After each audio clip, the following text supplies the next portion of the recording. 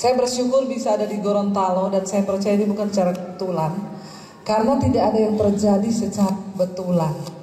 Ya, banyak yang tanya, Bu, kapan ke Gorontalo? Kapan ke Gorontalo? Saya bilang ya insya Allah.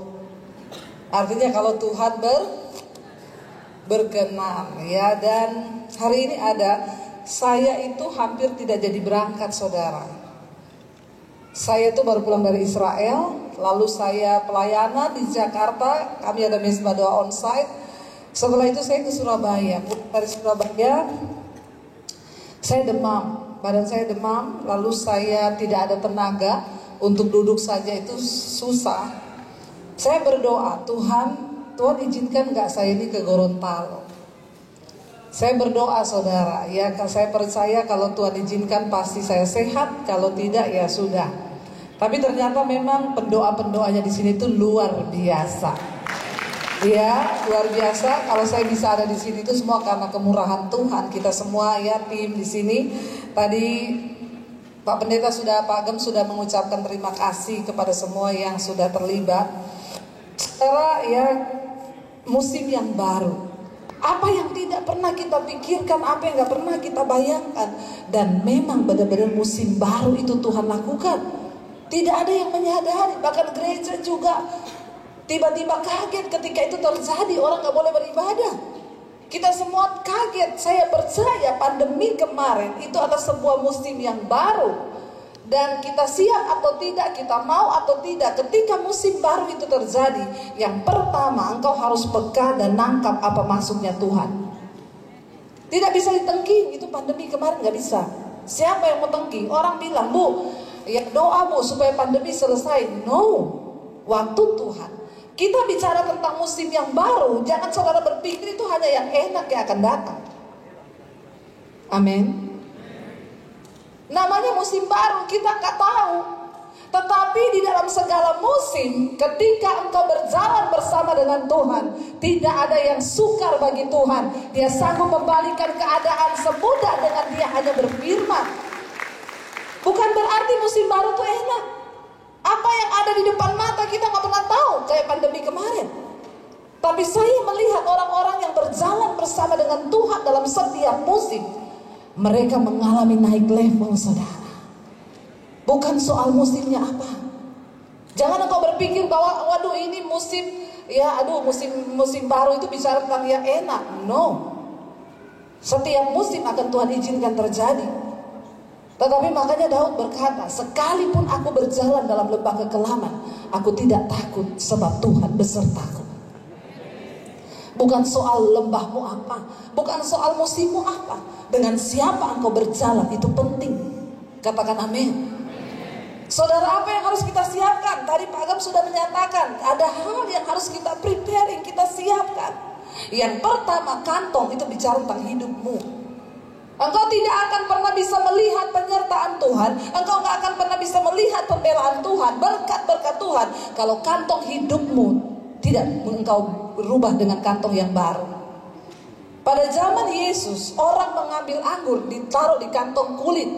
Kantong kulit itu terbuat dari apa? Dari hewan. Ya, kenapa harus kantong kulit yang baru? Karena dia masih ada kandungan minyak di dalamnya, lemak. Dan ketika anggur itu berfermentasi, ya dia bisa mengikuti ya seberapa kencang anggur itu menghasilkan fermentasi di dalamnya gas. Karena kantong kulit ini baru, dia punya kandungan minyak itu masih banyak. Bagaimana membuat kantong kulit? Yang pertama, hewan itu harus disembelih. Diambil semua daging, lemaknya, dicukurin, itu tidak enak. Lalu dijemur, saudara. Ketika kantong itu siap, baru dipakai untuk meletakkan. Tuhan tidak akan mungkin mengangkat hidupmu, memakai engkau. Dia tidak mungkin menaruh anggur yang baru dalam hidup kita kalau engkau masih berjalan dengan hidup yang lama. Amin, saudara. Karena itu yang masih suka selingkuh bertobat. Bilang amin yang kencang.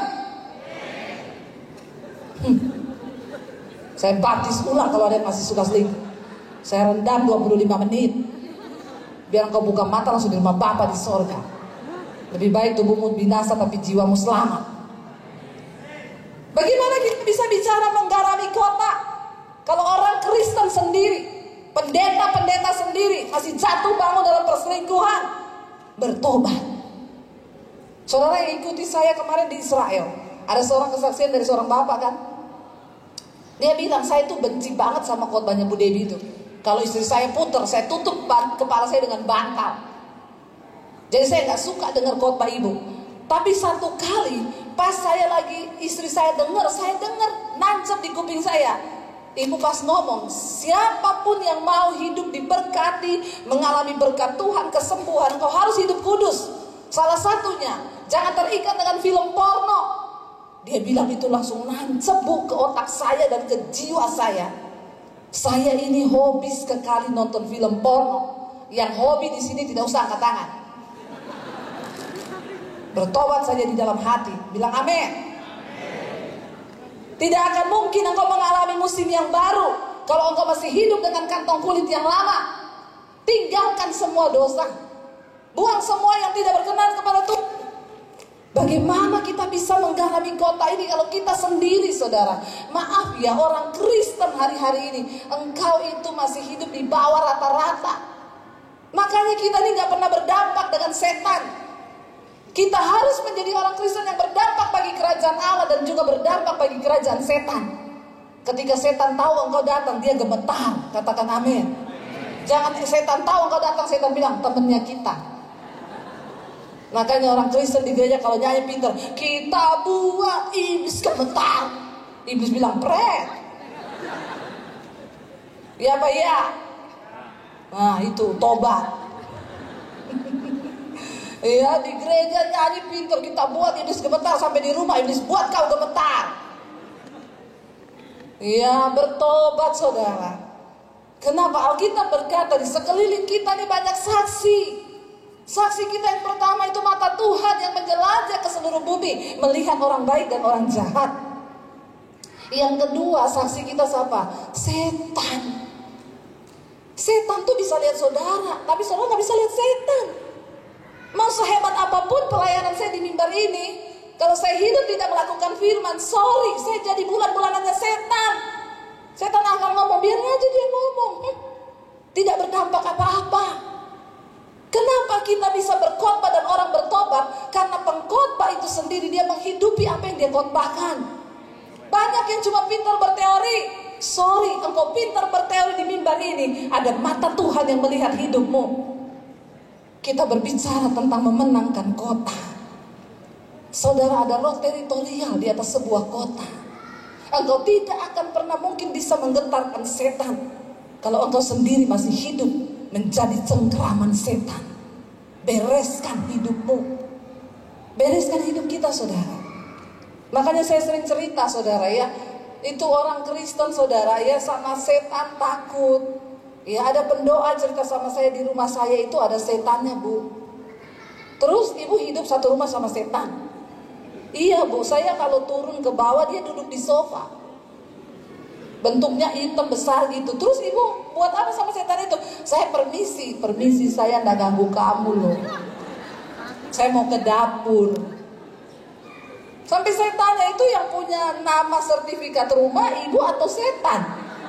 Kenapa ibu permisi sama setannya? Aneh ya saudara. Kita tidak akan pernah berdampak apa-apa. Dan sorry saudara, engkau mau tengking setan sehebat apapun, kalau engkau sendiri masih ada dalam cengkraman setan, hidupmu, hidup kita tidak akan berdampak apa-apa. Gak mungkin kita berdampak apa-apa. Pelayanan kita percuma, gak usah pencitraan lah. Tuhan juga melihat kok hidup kita. Amin apa amin? Ya, tinggalkan semua yang tidak berkenan itu. Kalau engkau mau melihat penuh yang terjadi di atas kota ini, ayo kita semua mau berkata, Tuhan kami mau mengalami musim yang baru itu. Kami persiapkan hidup kami menjadi kantong kulit yang baru itu, untuk engkau curahkan anggur yang baru lewat hidup kami. Kalau engkau hidup dalam pertobatan saudara, orang ketemu engkau bisa nangis loh. Engkau gak perlu ngomong apa-apa. Saya heran hari-hari ini, saya ketemu orang di bandara, dia lari saudara sama saya, Ibu Devi udah nangis bercucuran air mata. Kenapa? Ibu, khotbah ibu, semua perkataan ibu sampai menguatkan saya di tengah masa pandemi. Suami saya meninggal COVID Bu. Saudara, kalau engkau mau hidupmu berdampak, nggak ada cara lain, hidup di dalam kekudusan. Yang engkau perkatakan itu membuat setan gemetar. Tidak usah engkau tengking-tengking, sibuk menengking. Kemarin saya bicara di JDN, saudara, ya, di Jakarta. Saya bilang nih, pendoa-pendoa ini ya, paling banyak di gereja itu pendoa-pendoa itu orang aneh. Ya, kita perlu bertobat. Lihat patung kodok ditengking. Ya, diajak saya, Bu, ayo Bu, kita tengking itu patung kodok. Saya bilang, kenapa kau mau tengking itu patung kodok? Dia diam-diam di situ. Itu kodok lambang persinahan, Bu. Mending kau layani suamimu supaya kodok itu tidak pindah ke suamimu. Karena ini pendoa saking rohaninya, suaminya mendekat, dia tengking dalam nama Yesus. Padahal ini suaminya, saudara. Suami ditengking, saudara, saking rohaninya. Saya juga bingung. Ya, akhirnya benar, suaminya pendeta, istrinya pendoa. Suaminya konseling sama ibu-ibu. Waktu itu saya udah bilang, kalau ada ibu-ibu konseling apalagi masalah rumah tangga, kasih ke saya aja. Saya sama-sama perempuan, dilarang keras pendeta laki-laki konseling sama wanita. Tadinya awalnya konseling jadi konsleting. Iya Pak ya. Nah, Bapak pendeta bilang amin. Gak ada yang berani. Saudara, jangan coba-coba, karena gak ada dari kita nih yang kuat. Gak ada. Bener, akhirnya saudara, yang dikonselingi ini cerai sama suaminya, Pak pendeta cerai sama istrinya. Ngeri kan? Udah gitu salahin setan. Saya bilang, apa saya bilang? Itu kodok, kau jangan tengking-tengking di situ tuh kodok. Lebih baik engkau bertindak jadi istri yang bijaksana, urusi rumah, urusi laki, urusi suami, layani. Tapi orang Kristen itu kebanyakan aneh. Karakternya gak berubah, di luar sok mau sekelihatan sakti. Akhirnya jadi bulan-bulanannya setan. Nanti yang disalahin juga setan. Halo, padahal setan bilang, jangan salahin gua terus. Karena manusia lebih setan dari setan. Iya Pak iya. Nah itu, yang iya kenceng banget tuh siapa dari tadi ya? Oh itu Bapak ya. Bapak sudah subscribe channel saya? Ah belum, pulang subscribe channel saya ya Pak. Ya itu yang iyanya kenceng nanti dapat door prize itu. Saudara, ayo kita siapkan hidup kita. Tuhan itu nangis lihat gerejanya. Padahal Tuhan bilang, aku sudah mau datang loh. Aku datang tapi tubuhku gak siap. Adakah iman aku dapati? Bagaimana kita mau memerintah bersama dengan Tuhan? Kita sendiri ini aja di pandangan Tuhan. Orang-orang Kristen zaman now gak ada yang berdiri menjadi prajurit. Gak ada, apalagi di jenderalnya Tuhan boro-boro. Ya, semua cuma jadi rakyat jelata di hadapan Tuhan yang tidak ada dampak apa-apa. Makanya setan ketawa, setan bilang biarin aja gereja penuh. Gak apa-apa gereja penuh, yang penting mereka tidak melakukan firman. Ya, kenapa saudara? Sekarang tuh setan udah gak bekerja di gereja, dia cuma kontrol. Setan bilang gak usah diganggu, kontrol aja, lancar coy, lancar. Gedung penuh, penuh. Gak apa-apa kata setan, kita gak usah ganggu mereka. Karena apa? Dagingnya aja udah lebih setan dari setan. Lo Alkitab bilang apa? Perbuatan daging itu telah nyata. Kenajisan, percabulan, hawa nafsu, nafsu jahat, iri hati, kebencian, dendam, amarah, keserakahan, roh pemecah belah. Itu semua daging, itu bukan setan. Makanya jangan buru-buru tengking-tengking setan. Tengking dagingmu sendiri, amin. Tengking dirimu sendiri nih loh. Ya, jangan boro-boro tengking setan. Tengking kedaginganmu dalam nama Yesus. Ya, kita ini saudara semua berjuang melawan daging. Ikut Tuhan itu enggak enak. Ikut Yesus itu enggak enak. Kita harus menaklukkan daging ini. Dan itu tidak mudah. Saya tadi baru ngomong sama Ibu Emi di mobil, Bu. Jadi hamba Tuhan ya. Kadang-kadang kita ini harus benar tadi. Mengikut Yesus itulah kesukaan hatiku. ku lepas semua hakku untuk mengenal kehendaknya di hidupku. Gak enak ikut Yesus. Saya ini tipe istri yang ibu rumah tangga banget. Tanya sama suami saya. Saya tuh suka di rumah, saya tuh suka masak, saya suka urus tanaman, saya suka ngotak-ngatik anggrek, saya suka ngurusi rumah. Tapi sejak saya menyerahkan hidup saya kepada Tuhan, ini baru pulang dari Israel, melayani beberapa pendeta yang saya ajak ke Israel, lalu pulang, saudara, saya harus terbang lagi ke Surabaya. Baru pulang dari Surabaya 1 hari, baru mau lihat anggrek, sudah dikirim Bu Emi, Bu, ting, besok pesawat jam sekian. Baru mau berpikir ini nanti saya pulang dari sini besok pelayanan full di Jakarta, tanggal 7 ke Surabaya, tanggal 8 kita ke Makassar lagi, Morowali kosong. Menyerahkan hak, saudara. Secara daging gak enak, saya lebih pilih di rumah urus tanaman. Enak lihat anak di rumah, ketemu anak, kita ketemu. Tapi kalau kita mau mengalami sesuatu yang baru dari Tuhan, maka seringkali ada hak-hak yang harus kita lepaskan. Ya, belum lagi kalau cuaca buruk, hujan deras harus terbang. Pendeta juga manusia, punya rasa, punya hati. Jangan samakan dengan pisau belati. Ya, kadang-kadang deg-degan juga, saudara. Pernah ngalami yang namanya pesawat, aduh ya, terombang-ambing di dalam badai. Ya, jam 3 sore sudah gelap gulita, gak ada cahaya masuk dalam awan hitam, hanya kilat menyambar-nyambar. Pesawatnya terpental ke bawah, darah Yesus, Tuhan tolong. Tapi selalu ingat, mati hidup di tangan Tuhan. Kalau belum waktunya mati, tidak mati. Kalau sudah waktunya siap-siap aja, biar lagi duduk begini bisa mati. Ya Pak ya. Makanya hidup ini kasih karunia. Nah, saya bilang Tuhan, hidup saya adalah milik Tuhan. Saya serahkan sama Tuhan. Hampir gak jadi berangkat ke sini, sampai di sini tadi mau ke sini di hotel, perut saya dikocok. Memang ini Gorontalo ini memang rohnya luar biasa. Sudah di lobi, gak kenapa-kenapa, aman-aman, tiba-tiba dikocok perut saya sampai saya keringat dingin, nahan sakit perut. Ke toilet gak ada apa-apa, tapi di perut dikocok kayak ada apa di dalam. Tapi saya percaya, saudara, ini adalah sebuah awal yang baru buat Gorontalo. Tuhan sedang berperkara dengan kota ini. Tuhan sedang punya hati bagi kota ini. Yuk kita menyerahkan hidup kita sungguh-sungguh yuk. Tuhan, pakai kami menjadi alat-Mu, untuk kami bisa menjadi manusia baru, menjadi kantong kulit yang baru. Saya pengen baca 1 ayat saja, saudara, biar kita gak kemalaman. Kita sampai jam 12, saudara mau? Saya gak mau, saudara. Anda puas, saya lemes. Ya, mari kita lihat bersama. Ya, kita buka dalam Yesaya pasal 43 ayat yang ke-18 sampai ayat yang ke-21. Yesaya 43 ayat yang ke-18, firman Tuhan berkata demikian, saudara. Yesaya 43 ayat 18, firman-Nya, janganlah ingat-ingat hal-hal yang dahulu, dan janganlah perhatikan hal-hal yang dari zaman purbakala. Lihat, Aku hendak membuat sesuatu yang baru, yang sekarang sudah tumbuh. Belumkah kamu mengetahuinya?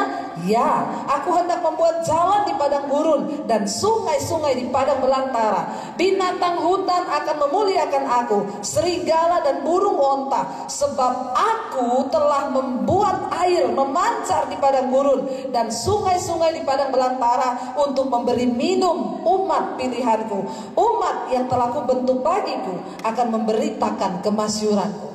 Saudara, untuk apa Tuhan membentuk hidup kita? Supaya engkau menjadi alat untuk memuliakan namanya. Saya ini dulu hanya seorang yang mau bunuh diri. Karena masa lalu yang sudah hancur, saya jatuh dalam dosa.